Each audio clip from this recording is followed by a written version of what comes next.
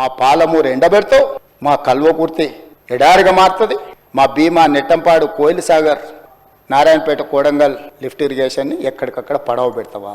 ఇదా నీ నీతి, నీ జాతి అని నేను వారిని అడగదలుచుకున్నా అధ్యక్ష.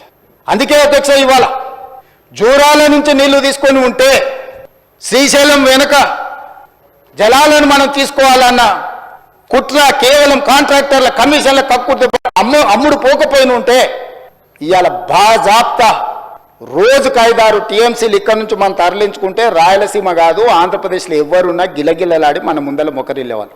ఇవాళ ఆయన వచ్చి నిస్సిగ్గుగా శ్రీశైలం లెఫ్ట్ బ్యాంక్ రావట్లేదు, రైట్ బ్యాంక్లో నీళ్లు పోతున్నాయి, ఆంధ్రప్రదేశ్ తీసుకెళ్తుందని. సిఆర్పిఎఫ్ బలగాలు ఏ రోజు వచ్చినాయి అధ్యక్ష? మీరు ఉన్నప్పుడు రాలేదా?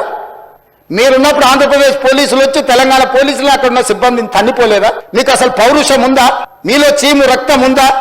ఆంధ్రప్రదేశ్ నుంచి పోలీస్ సిబ్బంది వచ్చి తెలంగాణ సిబ్బందిని తన్నిపోతే కూడా సిగ్గు లేకుండా ఫామ్ హౌస్లో పండుకున్న మీరు ముఖ్యమంత్రి, మీరు ప్రభుత్వం ఉన్నప్పుడు సిఆర్పిఎఫ్ బలగాలు తిష్ట వేస్తే నాగార్జున సాగర్ ప్రాజెక్టు మీద మన్ను తిన్న పాముల్లాగా ఉన్న మీరు ఈరోజు మమ్మల్ని తప్పుపట్టి మీరు చేసిన పాపాలు అన్నిటిని మా నెత్తి మీద నెట్టేసి నోరు ఉంది కదా అని వాగి మమ్మల్ని తప్పుపట్టాలనుకుంటున్నారా? ఇదేనా మీ 10 ఏళ్ల అనుభవం?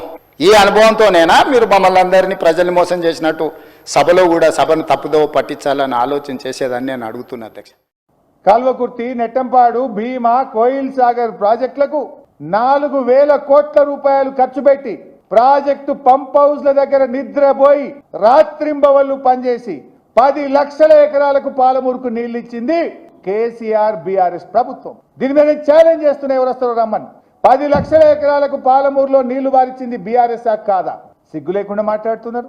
వలసలు వాపస్ తెచ్చింది బీఆర్ఎస్, బొంబాయి బస్సులు ఎక్కకుండా చేసింది బీఆర్ఎస్, పాలమూరు పచ్చబడేలా చేసింది బీఆర్ఎస్.